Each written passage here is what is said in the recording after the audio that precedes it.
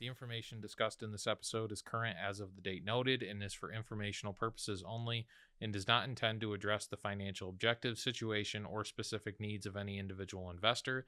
Any information is for illustrative purposes only and is not intended to serve as an investment tax or legal advice, since the availability and effectiveness of any strategy is dependent upon your individual facts and circumstances. Results will vary, and no suggestion is made about how any specific solution or strategy will perform in reality. All right, we are back sitting down with Brett Winnefeld again, Securities Research Analyst with Ullman Associates. Thanks for joining me today. And the purpose of our conversation today is to cover a lot of what happened in the stock market, specifically yesterday. That would be Monday, August 5th. And just kind of the felt like unexpected turn that the market took. And if you could kind of go into that and explain what happened and kind of the reasoning behind it. Sure. Basically, it didn't really start on Monday. It started last week, Thursday, Friday, and then continuation on Monday. Basically, what spoke the market at first was the jobs reading. The unemployment rate went up to 4.3%. The number of jobs, 117,000, the number of new jobs was below expectations. The unemployment rate was slightly higher than expectations, and meaning the economy is slowing. I think in the last podcast we did, we talked about CPI, but this time there's the job readings show that there's weakness in people being able to find new jobs, which is actually creating pressure on people as far as their ability to spend, and just as another one of the things showing that the economy may be not as strong as what people expected. So this basically prompted a sell-off in equities last week and continuation with Monday. But what also was new over the weekend was the release that Buffett, he's a big owner of Apple, he sold half his shares of Apple, and then the Japanese market dropped 12%. And the Japanese market wasn't exciting, but what's happening is, the interest rates in Japan are virtually zero, where our numbers, the Fed have been raising them in short term, are up to 5%, but in Japan, virtually they're zero. So Japan was slowly raising interest rates, but basically all the trades were people would short the yen and then go long risk assets, meaning the Mag 7, TAC, and so all these trades are being unwound. So if you were short the yen, now you have to buy the yen, and you're to fund this, you sell your the Mag 7 stock, so tech stock. So all the people that are long tech are taking profits, and hedge funds, agro traders, basically when there's risk on the table, they try to reduce risk and basically sell anything they're long, which was mostly risk assets and tech and stuff. So you talked a lot about the Japanese market. What's the connection between what we have seen recently in the U.S. and what's going on in Japan? What's the connection between those two? Well, the connection is just the funding source. So if I want to make a trade and want to leverage my trade, I can short the yen and then use those assets to go long some other assets, and so I make that spread. So you're borrowing virtually at zero. You get in the Mag 7 stocks, daily volatility, maybe 0.5%, 1%. So basically, you can make 3, 4, 5% in a short time frame doing this leverage trade. And so basically, when you see that the assets start going down, though, your leverage, you need to close that trade. So then you basically sell. And basically, this also spurred on selling of everything else that's along with that trade. So when people saw that all their favorite stocks and tech are going down, basically it sold off the entire market. So and today, though, you're seeing some recovery. I think Japan was up about 8%, and the futures this morning in the U.S. markets are up about percent. So there's some rally snapback coming back because to normalize things. But the expectation of more volatility going forward here.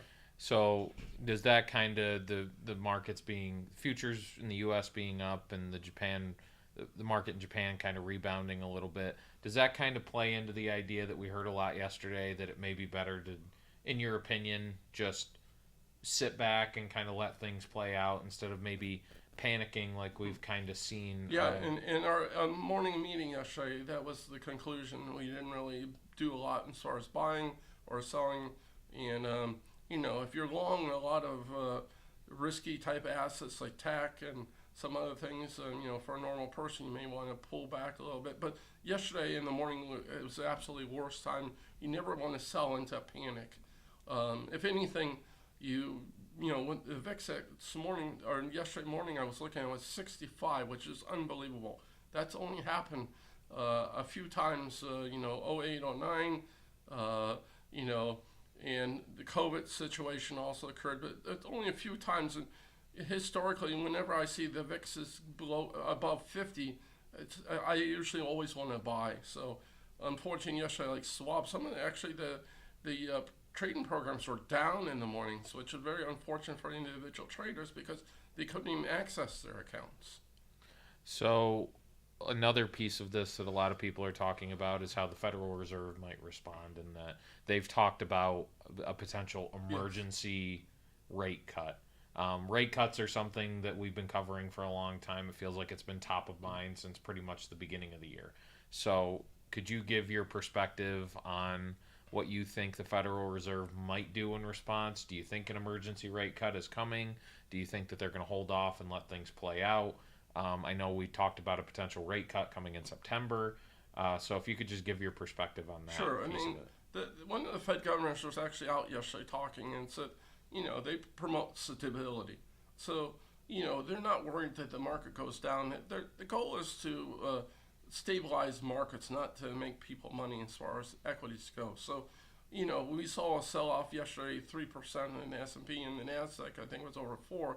For them, that's not worrisome. But if the markets would have dropped 10%, or we're getting in a correction mode where we're down 20%, then the Fed would put out some communication, and then they may actually do some rate cut or some other actions. But we're still in this range where it's high and the volatility's increased. But for the Fed, it's not alarming. It's not an emergency. So the only way they would do an emergency 25 or 50 basis point cut between meetings would be if they thought something so alarming that things were going to fall apart and if they don't do something.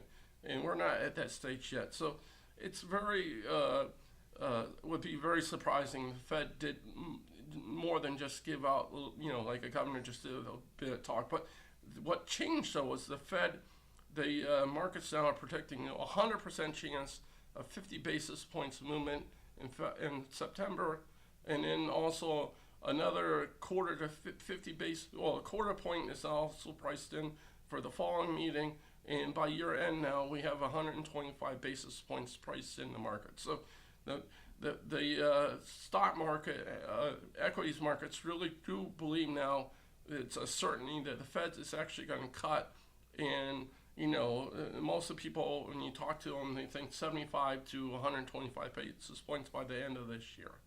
So the Fed is trying to get ahead of a possible recession, and that you didn't talk to me if we think of recession, but the different indications are that it's more of a slowdown and recession at this time. I mean, jobs are showing harder to get, but they're not showing a recession. The PMI, service PMI was out yesterday, and anything above 50 is showing expansion. We are at 51, so that was a good number as well. So right now we're just showing, more of a slowdown, a slowish economy rather than a recession. And it seems like every week the word economic indicators pointing towards a recession, but it doesn't seem like we've gotten to, like you just said, we haven't gotten to that point yet. What do you think? Do you think that that's just, people being overly negative towards their view on the market, or that it's just, people looking at different indicators? Just to kind of explain to the people that are listening, why is the word recession been thrown around for so long, but it doesn't seem like we've gotten to that point yet? Well, the leading economic indicators have been forecasting a recession for the last 2.5 years. Okay. And they haven't changed. And, there's lots of debate between economists why they were wrong this time, because they've shown great ability to predict. The LEI was only wrong one time. It's been right 12 out of 13 times. And yet we've gone 2.5 years without a recession. And, because of the money supply and things that happened during COVID kind of screwed up all the economic indicators. And so they don't have the predictive power they've had in the past. So, and then, the 2.10, Treasury yield has been a favorite for almost everyone. I mean, every recession over the last 4, it's been super accurate, but it hasn't worked. So, that's why the recession's always been around, because especially a couple years ago in 2022, it was 95% of the economists all said we're headed for a recession with certainty, and it didn't happen. And so, these numbers are still there, and it's like, well, they've always worked in the past, they should work again. I mean, at some point, it's impossible for the U.S. not to enter a recession at some point, but the question is, will it be next year? Will it be 2 years, 3 years, 5 years? I mean, there's certain markets like Australia that went, over a decade, 12, 15 years before a recession. So it's very uncertain at what time the recession will hit the U.S., but it's a normal business environment, and it's invariable that it will occur at some point. But at this point, the biggest things you look at is personal income is still showing growth. The jobs numbers, while they're slowing, are still decent. And, earnings, the corporate earnings are in full tilt now. And they've been growing, actually. Haven't been cut back. They've actually been growing. And so those are the things I look at, and they still seem decent. I mean, the first quarter we're growing over 3% GDP, but now maybe we're growing at 1 or 1.25. That's still good, and that's still not a recession. So I guess as we wrap up here, overarching thoughts on the conversation and really trying to look towards the future here, like in the weeks to come, before our next conversation, whenever that might be, if you could leave the listeners kind of with some prevailing thoughts on, like, here's what lies ahead, what do you think would be most important to share there? The most important thing is to watch what the markets do, and then watch what the Fed talks about. I mean, and the communications from them, and they've been hinting that the cut is coming, and most likely in September.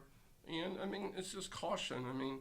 If you're long stocks and you're heavy in the Mag 7 or other techs, on strong days, if we got a strong day today, maybe you want to cut back some, but in the meantime, don't fear.